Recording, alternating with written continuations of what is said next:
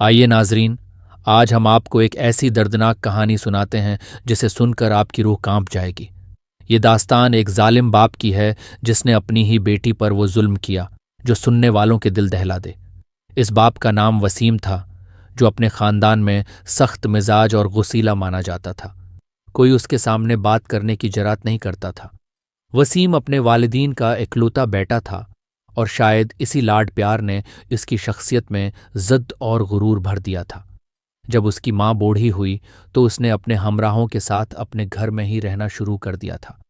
दिल में एक ख्वाहिश पैदा की कि अपने बेटे की शादी देखकर दुनिया से रुखसत हो जाए।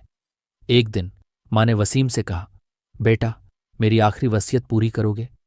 वसीम का दिल पहली दफा नरम पड़ा और उसने कहा, हाँ माँ, बताओ क्या चाहिए। माँ ने अपनी कमजोर आवाज में कहा, मैं तुम्हारी शादी देखना चाहती हूं। वसीम चौंक गया, लेकिन माँ के इसरार पर उसने हामी भर ली। मगर उसकी शर्त थी कि वो अपनी खाला ज़ाद अशा से शादी करेगा। माँ ये सुनकर परेशान हो गई, क्योंकि खानदान में सब वसीम के बुगड़े हैं किरदार से वाकिफ थे और कोई अपनी बेटी उसके हवाले नहीं करना चाहता था। वसीम की ज़द पूरी न हुई और उसने अपनी माँ को सारी जिम्मेदारी सौंप दी। माँ ने दूर होकर उसे सारी जिम्मेदारी सौंप दी कि रिश्तेदारों में एक सादा और नेक लड़की से उसकी शादी करवा दी। वसीम को जैसे ही मालूम हुआ कि उसकी नई बीवी अनपढ़ है, वो हैरान और नाखुश हुआ। लेकिन माँ ने उसे तसल्ली दी, दुनियावी तालीम से ज्यादा दीनी तालीम अहम है। ये लड़की तुम्हारी नस्ल को संवारेगी। शादी के बाद वसीम की जिंदगी में तब्दीलियां आने लगीं। उसे दफ्तर में प्रमोशन मिल गई और वो कंपनी का मैनेजर बन गया। हर पार्टी और तकरीब में वो अपनी बीवी को साथ ले जाता, लेकिन उसका दिल बीवी की सादगी से बोझल रहता। उसके हर पार्टी और तकरीब में वो अपनी बीवी को साथ ले जाता, लेकिन उसका दिल बीवी की सादगी से बोझल रहता। दोस्तों की बीवियां जदीद और मॉडर्न थीं, जबकि इसकी बीवी का मासूम चेहरा और सादा लिबास उसे शर्मिंदा करता था। हर कोई हैरत से पूछता, ये तुम्हारी बीवी है? वसीम अपनी बीवी को बार बार कहता, मेरे रंग में ढल जाओ, वरना यह शादी कामयाब नहीं होगी। लेकिन उसकी बीवी हर बार मोहब्बत से जवाब देती, मैं अपनी सादगी नहीं हूं छोड़ सकती। वसीम के दिल में ये ख्वाहिश पलती रही कि काश इसकी बीवी भी मॉडर्न हो, ताकि वो अपनी जिंदगी में दूसरों के सामने सरखरो हो सके। तभी एक रोज तंग आकर उसने अपनी बीवी से कह दिया, देखो शहरबानो, आखिर ये कब तक चलेगा? कब तक मैं ये बेइज्जती बर्दाश्त करूंगा? जो कोई भी तुम्हें देखता है वो तुम्हें मुलाजमा समझता है। तुम जब भी मेरी कंपनी की पार्टीज में जाती हो तो ऐसा लगता ही नहीं है कि तुम मेरी बीवी हो। इसकी बातें सुनकर उसकी बीवी शहरबानो का दिल बहुत ज्यादा दिखता था, लेकिन वसीम की माँ उसे समझा देती थी। पर उसकी माँ को दिल का दौरा पड़ा तो वो अल्लाह को प्यारी हो गई। अब उसे समझाने वाला कोई नहीं था। अब तो वसीम को ऐसा लगता था जैसे उसने सब कुछ खो दिया हो। तब भी वो खुलकर अपनी बीवी की बेइज्जती करता था और हमेशा उसे उस बात पर तनकीद का निशाना बनाता था कि तुम अनपढ़ हो। पता नहीं मेरी कैसे तुम्हारे साथ शादी हो गई। मैंने तो अपनी माँ की खातिर तुमसे शादी की थी। अब दिल करता है कि तुम्हें तलाक दे दूं और अपनी मर्जी से शादी कर लूं। लेकिन उसकी बीवी सब्र के घूंट पैती रहती थी। दिन यूं ही गुजरने लगे। जब वसीम को पता चला कि उसकी बीवी हामला है तो वसीम ने यही ख्वाहिश जाहिर की कि देखो, मैं चाहता हूं कि मेरी पहली औलाद बेटा हो, ताकि मेरी जो इज्जत नहीं बनी, बेटे के बाद मुझे वो इज्जत मिल जाए। लेकिन जैसे ही उसकी बीवी ने उसकी बातें सुनी तो वो खून के आंसू रोने लगी थी कि आखिर इसमें मेरा क्या अख्तियार है, ये तो अल्लाह की दीन होती है। पर इस पढ़े लिखे जाहिल शोहर को इतना नहीं पता था। वो हमेशा उसे यही ताने देता था कि देखो, अगर तुमने मुझे बेटा ना दिया तो मैं तुम्हें छोड़ दूंगा। उसकी बीवी घर रहती थी, लेकिन वसीम रातों को शहर में घूमता रहता था और अपने दोस्तों के साथ आवारा गर्दी करता रहता था। उसे अपनी बीवी की कोई परवाह नहीं होती थी। बस वो सिर्फ इस वजह से घर आता था ताकि हो जाए, अपनी बीवी से ये पूछ ले कि रिपोर्ट्स में क्या आया है, डॉक्टर ने क्या बताया है। इसकी बीवी तंग आ चुकी थी। यूं एक दिन वो खुद ही डॉक्टर के पास अपनी बीवी को साथ लेकर चला गया। जब डॉक्टर ने उसे कहा कि आपकी बीवी की कोर्ख में बैठी है, ये सुनकर तो उसका गुस्सा 7वें आसमान पर चढ़ गया था। घर आकर उसने शहर बानो को बहुत ज्यादा मारा पीटा था और उसे धमकी दी कि मेरी नज़रों के सामने भी मत आना, वरना मैं तुम दोनों को ख़त्म कर दूंगा। उसकी बीवी रो रो कर सदाएं लगाने लगी थी और अल्लाह से दुआ करती थी कि इस जालिम शख्स के दिल को नरम कर दे। वसीम वापस शहर चला गया था। वो अब अपने दोस्तों से भी नहीं मिलता था। इसे ऐसा लगता था कि जब उसकी बेटी उस दुनिया में आएगी तो उसकी रही सही इज्जत भी खत्म हो जाएगी, क्योंकि उसके सारे दोस्तों के तो दो दो बेटे थे। किसी की भी बेटी नहीं थी। लेकिन फिर एक रोज अचानक ही उसे डॉक्टर की कॉल आई थी। डॉक्टर ने उसे बहुत समझाया था और उसकी इज्जत अफजाई की थी कि कैसे बाप हो, अपनी बीवी को छोड़कर तुम शहर बैठे हो। वो डॉक्टर उसकी जानने वाली डॉक्टर थी, जिसकी वजह से उसे वापस जाना पड़ा था। अब वो अपनी बेटी की शक्ल भी नहीं देखना चाहता था। उसकी बेटी के आने से उसके घर में रौनक तो आ गई थी, लेकिन जब जब वो रोती थी तो वसीम के कानों से खून रसने लग जाता था। एक रोज तंग आकर उसने अपनी बीवी से कह दिया था कि उसे चुप करवाओ, नहीं तो मैं उसे मार दूंगा। शहर बानो ने जैसे ही अपने शौहर का ये गुस्सा देखा तो कानों को हाथ लगाने लगी थी। वो बस अपनी बेटी को अपने शौहर से बचा कर रखती थी। जब भी उसका शौहर वापस आफस से आता था तो वो अपनी बेटी को एक कमरे में बंद कर देती थी। उसकी बेटी काफी ज्यादा तंग करती थी, न जाने उसे क्या बीमारी थी। वो नहीं चाहती थी कि उसे वसीम उसे कोई नुकसान पहुंचे। तभी एक रोज डरते डरते शहर बानो ने कहा कि शायद उसे कोई बीमारी है, ये सारा दिन रोती रहती है, हमें उसे डॉक्टर से चेक करवाना चाहिए। उसके शौहर ने गुस्से से कहा कि मैंने उसके लिए सारी जिंदगी कमाई नहीं की कि अब उसके इलाज के लिए सारे पैसे लगा दूं। एक तो तुमने मुझे बेटी पैदा करके दी है, ऊपर से अब मैं उस पर सारे पैसे लगा दूं तो फिर मेरे पास क्या बचेगा। आए रोज तो ये रोती रहती है।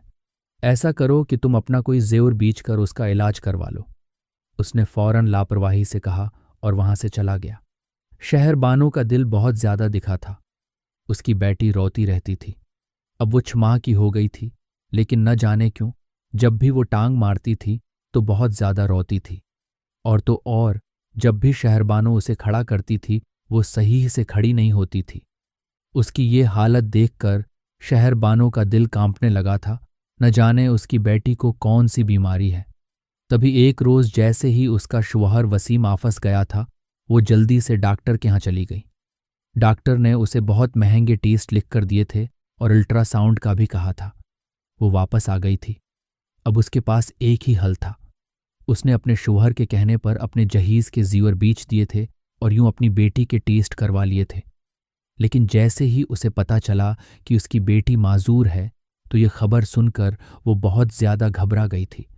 उसे लगा था जैसे अब उसका शौहर शायद अपनी बेटी पर तरस खा ले। यही सोचकर इसने वो खबर अपने शौहर को सुना दी कि हमारी बेटी माजूर है। लेकिन जैसे ही ये खबर उसके शौहर ने सुनी, उसने रख कर अपनी बीवी एक थप्पड़ मारा और कहा, पहले ही तुमने बेटी पैदा करके मेरे सर पर बोझ मुसल्लत किया था और अब तुमने मुझे ऐसी खबर सुना दी है। तुम मुझे क्यों बता रही हो? मेरे पास वैसे ही आफस का काम इतना ज्यादा होता है। तुमने आज तक मुझे सुकून नहीं दिया और अब मुझे एक और अजियत से दोचार कर दिया है। इस जालिम शौहर ने अपनी बीवी के साथ बहुत जुल्म किया था। शहर बानो बहुत ज्यादा घबरा गई थी। वो यही सोचती रहती थी कि आखिर कब तक उसकी बेटी अजियत में रहेगी। तभी उसने अपने माँ बाप से मदद ली थी।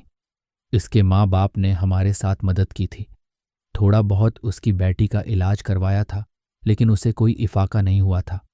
यूं ही उसकी बेटी नम्रा बड़ी होती गई। अब वो 9 साल की हो गई थी। जैसे जैसे वो बड़ी होती गई, इसके दिल में अपने बाप की मोहब्बत जागती जा रही थी। वो हमेशा अपनी माँ से यही सवाल करती थी कि बाबा मेरे साथ खेलते क्यों नहीं हैं। वो हमेशा अपनी माँ से यही सवाल करती थी कि बाबा मेरे साथ खेलते क्यों नहीं हैं। जब भी आफस जाते हैं तो सीधा इस कमरे में क्यों चले जाते हैं, मुझसे बात क्यों नहीं करते। इसके ऐसे सवाल सुनकर शहर बानो की आंखें भर आती थी। वो हमेशा की तरह हैं, हमेशा की तरह हैं। हमेशा अपनी बेटी नम्रा से यही कहती थी कि तुम्हारे बाबा बहुत ज्यादा मसरूफ होते हैं, जॉब की वजह से वो तुम पर इतनी तवज्जो नहीं देते, लेकिन तुम्हारे बाबा तुमसे बहुत मोहब्बत करते हैं। वैसे ही शहर बानो नम्रा को तसल्ली देती थी ताकि नम्रा अपने बाप से बदगुमान न हो।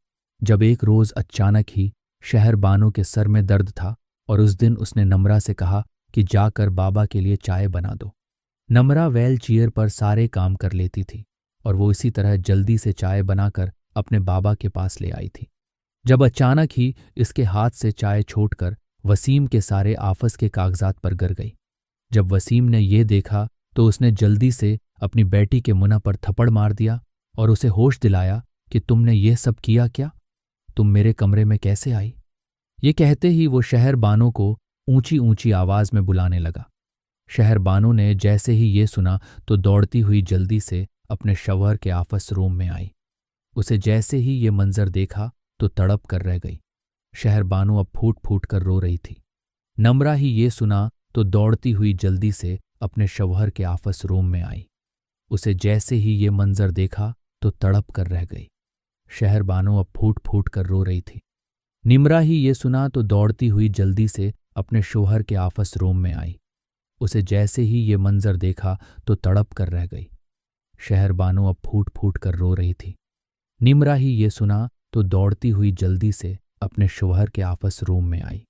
उसे जैसे ही ये मंजर देखा तो तड़प कर रह गई। शहर बानो अब फूट फूट कर रोर ने वही गाल पकड़ा हुआ था जिस पर कुछ देर पहले ही उसके बाप ने थप्पड़ मारा था। शहर बानो ने जैसे ही नम्रा को देखा तो जल्दी से उसे पीछे धकेल दिया, जबकि अब वसीम अपनी बीवी के पास आया और उसे बालों से खींचकर कहने लगा, तुम्हारी हिम्मत कैसे हुई कि इस मनहूस लड़की को मेरे कमरे में आने दिया? मैंने तुम्हें कितनी दफ़ा कहा है कि जब भी मैं आफस से आऊं इसका चेहरा मुझे न दिखाया करो। ये कहते ही उसने जल्दी से अपनी बीवी शहर बानो को धिका दिया। शहर बानो इतनी सख्त नहीं रखती थी, लेकिन जल्दी से वो अपनी माँ को बचाने के लिए व्हील चेयर से उठ गई, पर औंधे मुना फर्श पर जा गिरी। उसकी माँ ने जब ये देखा तो फौरन उठकर उसे सहारा दिया। इसे सहारा देते देते वो जल्दी से इस रूम से बाहर चली गई, जबकि वसीम का गुस्सा अभी भी खत्म नहीं हुआ था।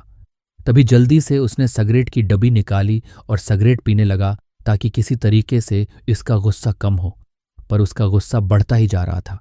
दूसरी तरफ अगले रोज जैसे ही वो वापस गया तो उसके बास ने उसे ये खबर दी कि उसके सारे प्रोजेक्ट बेकार हैं और वो अपने प्रोजेक्ट पर बहुत मेहनत नहीं कर रहा। ये सुनकर तो उसके चेहरे की हवाइयां उड़ गईं। उसने बास से बहुत सी माजरत की और कहा, मैं ज़रूर कुछ करूँगा, मैं आइंदा और मेहनत करूँगा, लेकिन प्लीज़ आप इस प्रोजेक्ट को मुझसे मत छीनें। मैं ही उस प्रोजेक्ट पर काम करूँगा। इसने जैसे तैसे करके अपने बास को राज़ी किया था। इसके बास ने उसे एक आखिरी चांस दिया था कि ये तुम्हारे पास आखिरी मौका है, इसके बाद मैं किसी और को तुम्हारी सेट पर रख लूँगा। वो ये सुनकर बहुत ज़्यादा परेशान हो गया था। उसे ये हो गया था, लग रहा था कि न जाने अचानक से इसके साथ ये सब क्यों हुआ है। जब उसे नम्रा का ख्याल आया तो उसका गुस्सा और भी ज़्यादा बढ़ गया। अब वो यही सोच रहा था कि ये है सिर्फ और सिर्फ नम्रा की वजह से हो रहा है, क्योंकि जब से इसके मनहूस कदम उसकी ज़िंदगी में पड़े हैं तब से इसकी ज़िंदगी में कोई खुशी की खबर नहीं आई थी। वो यूं ही परेशान था जब अचानक उसका दोस्त बिलाल उसके पास आया। बिलाल उससे पूछने लगा, आखिर क्या हुआ है? तुम इतने परेशान क्यों हो? जब उसने सारी बात बता दी कि मैं बहुत परेशान हूं क्योंकि बास ने मुझे ये सब कहा है, तो बिलाल ने उससे कहा, तुम अपनी जिंदगी से खुश नहीं लग रहे। मुझे तो लगता है कि तुम इसलिए नाखुश हो क्योंकि तुमने बस एक ही औलाद की है। अगर तुम औलाद के बारे में सोचो तो शायद तुम्हारे नसीब खुल जाएं।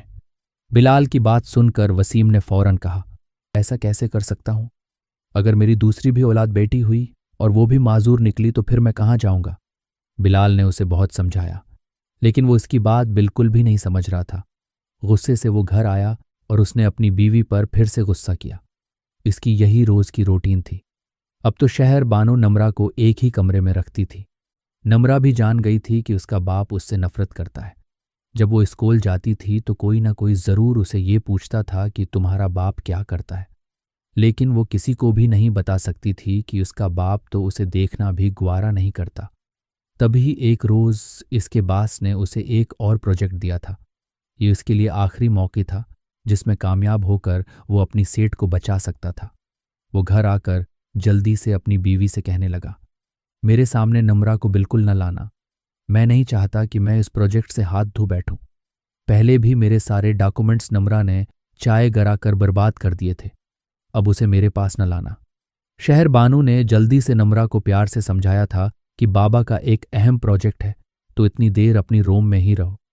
यूं सारा दिन नम्रा अपने ही रूम में ही रहा। कमरे में बैठी रही और वसीम आराम से उस प्रोजेक्ट पर काम करने लगा। तसल्ली से उसने वो प्रोजेक्ट मुकम्मल कर लिया था। अब उसे पूरा यकीन था कि उसका ये प्रोजेक्ट होगा, काफ़ी आगे जाएगा। वसीम ये नहीं जानता था कि असल में उसका प्रोजेक्ट इसलिए नाकाम हो रहा है क्योंकि वो अपनी बेटी के साथ बड़ा रवैया अख्तियार करता है। बस उसे यही लगता था कि जब से उसकी बेटी मनहूस बनकर उसके घर में आई है तब से उसका नसीब खराब हो गया है। तभी वो इतने शकवे करता रहता था।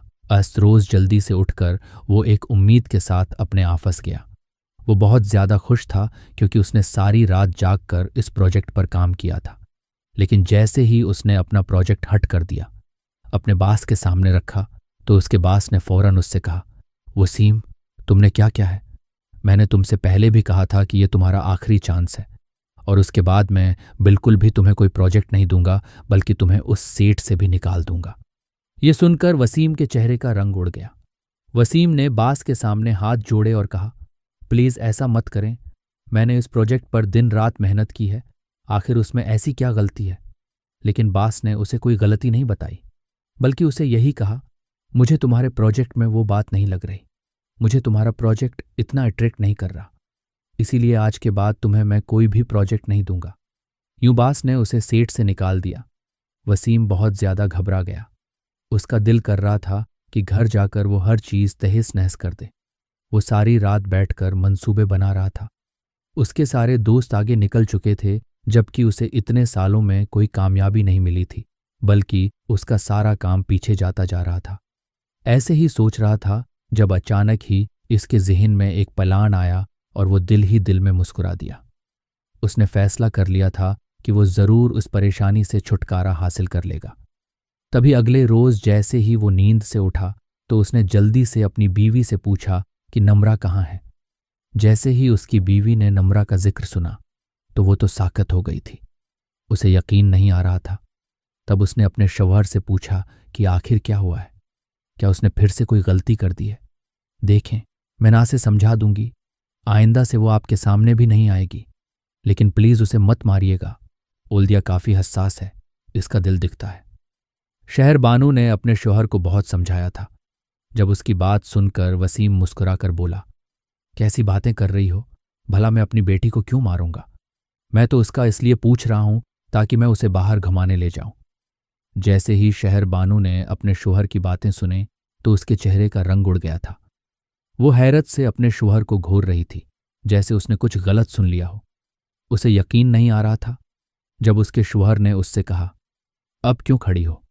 जल्दी से जाकर नम्रा को कहो कि तैयार हो जाए। मैं उसे बाहर घुमाने लेकर जाऊंगा और आज मैं उसे उसकी सारी पसंद की चीज़ें खरीद कर दूंगा। उसने फौरन ही मुस्कुराकर कहा। जबकि शहर बानू ने जैसे ही सुना तो उसकी आंखें चमक गईं। वो भागती भागती जल्दी से नम्रा के पास गई।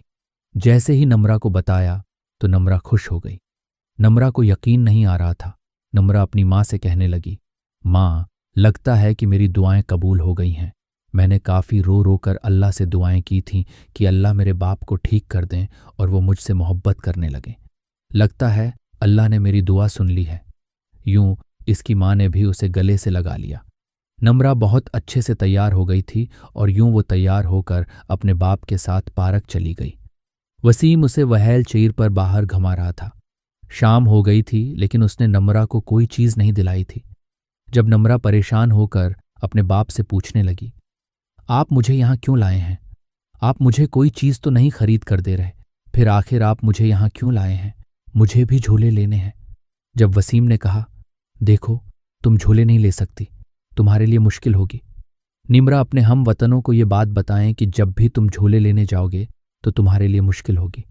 बाप से कहने लगी, फिर हम वापस घर क्यों नहीं जा रहे? जब उसके बाप ने कहा, फिलहाल बहुत रश है, मैं रश खत्म होने का इंतजार कर रहा हूं, फिर आराम से तुम्हें घर ले जाऊंगा। जैसे ही रश खत्म हुआ तो उसका बाप उसे व्हील चेयर की मदद से एक सुनसान इलाके में लेकर आ गया। नम्रा यहां वहां देख रही थी जब अपने बाप से कहने लगी, बाबा, आपको कोई काम है जो आप मुझे यहां लेकर आए हैं? जब उसके बाबा ने कहा, हाँ, बहुत अहम काम है, पर तुम चुप करके बैठोगी। वसीम ने सख्ती से कहा था और फिर जल्दी से एक कब्र खोदने लगा था। नम्रा ने जैसे ही ये देखा तो उसकी आंखें फटी की फटी रह गई थीं। वो 10 साल की तो थी, लेकिन वो बहुत ही ज्यादा समझदार थी।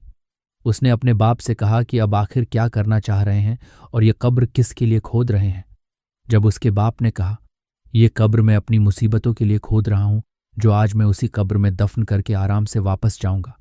निम्रा ने जैसे ही अपने बाप की बात सुनी तो वो बहुत ज्यादा परेशान हो गई थी। आस का बाप जब कब्र खोद रहा था और इतनी मशक्कत कर रहा था जिसकी वजह से उसके चेहरे पर पसीना आ गया था, तब निम्रा ने फौरन ही अपने बाप से कहा कि बाबा, पानी पी लें, देखें तो सही आपके चेहरे पर कितना पसीना आ गया है। जब वसीम ने इसकी कोई बात नहीं सुनी, बस कब्र खोद रहा था। जैसे ही उसने कब्र खोद ली तो वो कहने लगा, नम्रा, मैं देखना चाहता हूं कि मैंने ये कब्र ठीक बनाई है। क्या तुम अंदर जाकर देख सकती हो? उसने फौरन ही संजीदा होकर नम्रा से कहा था। नम्रा तो उसकी बात सुनकर खुश हो गई थी और कह रही थी, बाबा, आपने जिंदगी में पहला काम मुझसे कहा है, मैं वो आखिर क्यों ना करूं। और यूं वो जल्दी से ही अपने बाप की मदद से कब्र में उतर गई थी। चंद लम्हों बाद उसके बाप ने उस पर मिट्टी डालना शुरू कर दिया था, पर उसकी नजरें नीचे थीं। वो अपने बाप से यही कह रही थी, बाबा, कब्र तो बिल्कुल ठीक बनी है। लेकिन जैसे ही उसे पता चला कि उसका बाप उस पर मिट्टी डाल रहा है तो वो अपने बाप से कहने लगी, बाबा, आप ये सब क्यों कर रहे हैं? मुझे बाहर तो निकालें, आप भूल गए हैं मैं अंदर हूं। उसने पूरी उम्मीद के साथ अपने बाबा से कहा था, पर उसका बाप उसकी एक भी बात सुनने को तैयार नहीं था। और यूं उसने नम्रा को इस कब्र के अंदर ही दफन कर दिया था और फिर आराम से वापस आ गया था। वो जैसे ही रात के 1 बजे वापस आया तो शहर बानो ने उससे कहा, नम्रा कहाँ है? जब उसने गुस्से से शहर बानो से कहा कि मैंने उस मुसीबत को खुद से दूर कर दिया है और जमीन पर दफन कर दिया है, अब कभी भी मेरी जिंदगी में टांग नहीं उड़ाएगी, और देखना, मेरे लिए कामयाबी के सारे रास्ते खुल जाएंगे, उसने बड़े फख्र से कहा था। लेकिन जैसे ही शहर बानो ने ये सुना तो वो भागती भागती जल्दी से कब्रिस्तान चली गई थी और अपनी बेटी को तलाश करने लगी थी ताकि वो उसे निकाल दे। उसे एक ताज़ा कब्र दिखाई दी और उसने जल्दी से वो है कब्र खोदना शुरू कर दी थी। जैसे ही उसने कब्र खोदी तो नम्रा रो रही थी और बाप को आवाज़ें दे रही थी कि बाबा, जल्दी से मुझे यहाँ से ले जाएं, गलती से आपने मुझे अंदर ही दफन कर दिया है। शहर बानो ने जल्दी से अपनी बेटी को वहां से उठाया। वो जैसे ही वापस आई तो अपने घर का मंजर देखकर इसकी सांसें रक गई थीं, क्योंकि उसका घर इस वक्त शौले बरसा रहा था। वो पूरी तरह आग से झलस गया था, लेकिन वसीम तो अंदर ही था। उसने काफी लोगों को आवाज लगाई कि मेरा शौहर अंदर है, उन्हें बाहर निकालो। लेकिन किसी की हिम्मत नहीं थी कि वो इस घर के अंदर जाकर उसके शौहर की जान बचाए। वसीम बुरी तरह इस आग में तहस नहस हो गया था। इसका वजूद झलस गया था। कुछ देर पहले ही सिलेंडर फटने की वजह से इसके घर में आग लग गई थी और यूं वो सूते सूते ही इस आग की लपेट में आ गया था।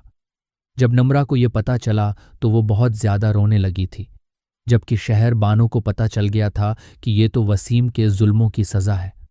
अल्लाह ने उसे सजा दी है। उसने अपनी बेटी को जिंदा दफन कर दिया था, अल्लाह ने उसे उसकी सजा दी। इसने नम्रा को हौसला दिया और नम्रा को समझाया कि अपने बाप के लिए रोने की तुम्हें कोई ज़रूरत नहीं है। जिस बाप ने तुम्हें जिंदा दफन कर दिया, तुम उसके लिए रो रही हो। नम्रा को अभी भी कुछ समझ नहीं आ रही थी, लेकिन उसकी माँ इसके आंसू साफ करती और उसे यही कहती थी कि तुम्हें रोने की कोई ज़रूरत नहीं है। तो दोस्तों, ये था इस जालिम शख्स का वाकया, जिस पर अल्लाह ने फिर ऐसा अजाब नाजिल किया था कि उसे सोचने और माफ़ी मांगने का एक लम्हा भी मयस्सर नहीं हुआ था और वो तड़प तड़प कर इस दुनिया से चला गया था। दोस्तों, बेटियां तो रहमत होती हैं। हम सबको अपनी बेटियों के साथ शफकत से पेश आना चाहिए ताकि हम ऐसे उजाब से दो चार न हों।